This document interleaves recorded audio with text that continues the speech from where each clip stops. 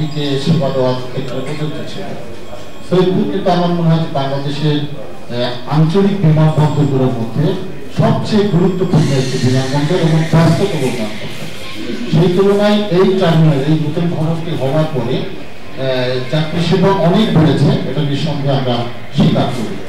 আমরা নিজেরাও বিমান দ্রুত যোগাযোগ মাধ্যম হিসেবে বিমানকেই ব্যবহার করি, বিমানকে গুরুত্ব দিয়ে থাকি দ্রুত ঢাকায় যাওয়ার ক্ষেত্রে। গণশুনানির মাধ্যমে মানুষের সমস্যার কথা শুনতে এসেছে, এটা খুবই গুরুত্বপূর্ণ, কারণ জবাবদিহিতা না থাকলে কখনোই কোনো ভালো কাজ এগিয়ে নিয়ে যাওয়া সম্ভব হয় না। তা আজকে এই উদ্যোগটা আপনারা নিয়েছেন, আমরা আমাদের পক্ষ থেকে, সাংবাদিক সমাজের পক্ষ থেকে এবং সৈয়দপুরবাসীর পক্ষ থেকে আপনাদের অনেক অভিনন্দন, শুভেচ্ছা জানাচ্ছি। আপনারা জানেন যে আসলে সৈয়দপুরটা হচ্ছে আমাদের একটা এই উত্তরবঙ্গের জন্য একটা আঞ্চলিক হাব হিসেবে এটা এয়ারপোর্ট তৈরি করার জন্য আমাদের একটা প্রকল্প নেওয়া হয়েছে। এই প্রকল্পে প্রায় আমাদের 912 একর জমির প্রয়োজন হবে, যেটা অলরেডি 4 ধারা নোটিশ জারি করা আছে, এবং এটি এই সোর্স অফ ফান্ডের জন্য আমরা সরকারকে লিখেছি। এটা দুইটা অংশ, একটা হচ্ছে যে আমাদের জমি অধিগ্রহণ, আর একটা হচ্ছে আমাদের টার্মিনাল বিল্ডিং।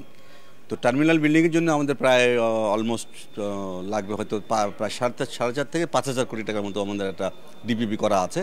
একইভাবে আমাদের জমি অধিগ্রহণের জন্য প্রায় 5,000 কোটি টাকা লাগবে। তো সেটা আমরা একটা ডিপিপি করে আমরা সেটা পাঠিয়েছি।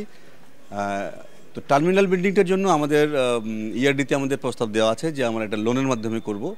আমাদের এর আগে এলওসির মাধ্যমে এটা অ্যাড করার পরিকল্পনা ছিল, খোঁজ করা হচ্ছিল।